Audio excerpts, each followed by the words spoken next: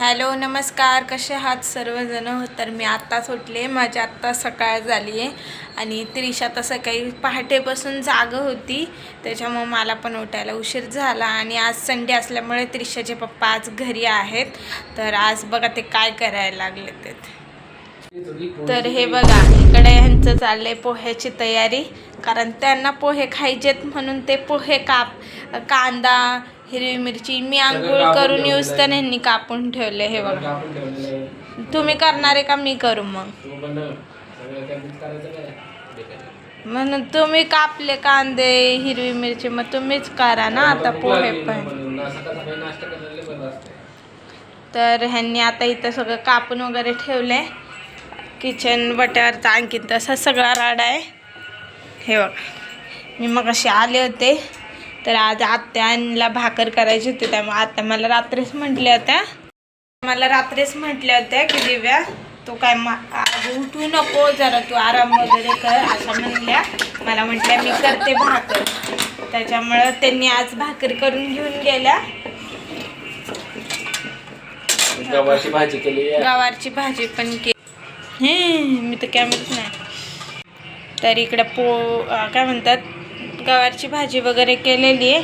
ह्यांनी तिथं जाऊन झोपल्यात. ते बघा कांदा हिरवी मिरची कापून दिली म्हणून.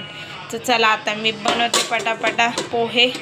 तर हे बघा इकडे पोहे वगैरे झालेत, एका साईडला चहा देखील ठेवला आहे, कारण का आमचे हे म्हटले आज मला तू चहा पोह्यासोबत चहा दे. कधी चहा पित नाही पण आज मागितलाय. इकडे चहा वगैरे घेतलाय आणि हे आता पोहे खातात. तर कसे झाले पोहे? पोहे भारी झाले, छान झाले ना. मला पण टेन्शन आलं तर की मीठ वगैरे जास्त पडले का काय, पण नाही पडले. आता त्रिशा उठली, तिची नाचणी वगैरे केली, तर आता नाचणी चारायची त्रिशाला. झाले आमची सुरुवात ओरडण्यापासून. हो की नाही ग मम्मा? गाणं म्हणते गाणं.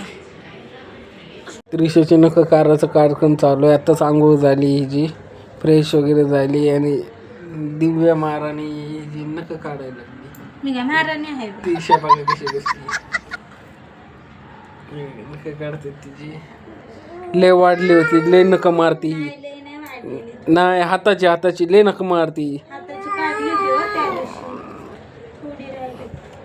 ते बघा हिला हिची आंघोळ वगैरे झाली, आता हिला जेवण चारायचंय. आणि तुम्हाला माहिती आहे ना आज त्रिशा पप्पा गहू निवडणार आहेत, मग गहू निवडायचं. काय नाही, गहू निवडणार मी. त्रिशा नको म्हणली मला, तिने सांगितले. बघा वरडती कशी. त्रिशा नको ना, नको बघितलं का, नको म्हणते. तर मग असे काय चाल तिकडेच नाचणी चारत होते, त्रिशाने उलटी केली. मग शेवटी आता तिला आंघोळच घालायला लागली, कारण तिला दिवसाआड आम्ही आंघोळ घालत. तर हे बघा, दिव्याने सकाळपासून म्हणत होती की मी गहू निवडणार आहे आणि मी तिलाच कामाला लावले. मी निवडणार नाही म्हणलेलं का नाही. तिकडे जेवायला लागले आणि ते पप्पा घेऊन बसले त्रिशाला, आणि इथं हिलाच मी कामाला लावले. मागापासून पाठी मागा लागलेले करा म्हणून, एवढं सगळं करायचंय आणि मी लागलो जेवायला. तू लवकर कर, पटापटा कर, पटापटा. झालं का?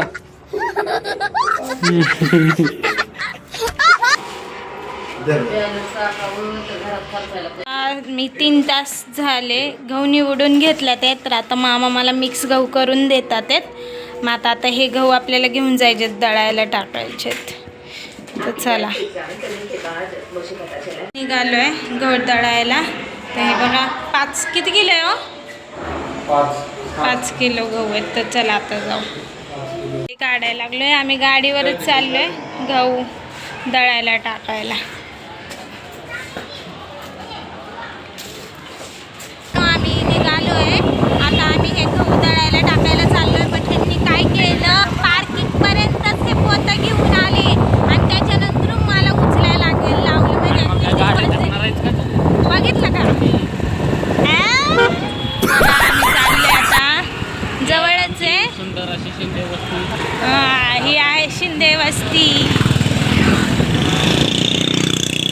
छोटंसं असे हे खेडेगाव म्हणता येईल ह्याला, कारण का इथं आणखीन पण भरपूर अशा गोष्टी आहे की त्याच्या सुविधाच नाही इथं. त्याच्यामुळे मग याला खेडेगावच म्हणू शकतो आपण. शहरात आहे तरी पण आणखी खेडेगावच आहे. इथंच आहे दळणचं दुकान. आपण जिकडे राहतो तिकडे नाही आहे. आली आहे ती गिरण आहे, तिथं आपल्याला दळायला टाकायचं आहे गहू. ते बघा घेऊन चाललं. बघा अशी गिरण आहे इथं, छोटीशीच आहे.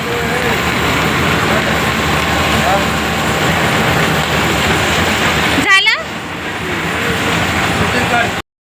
आपण दळण टाकलंय दळायला.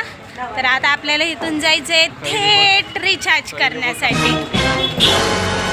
तर त्रिशाचे पप्पा गेले ते रिचार्ज टाकण्यासाठी. हे बघा किती शांत आहे.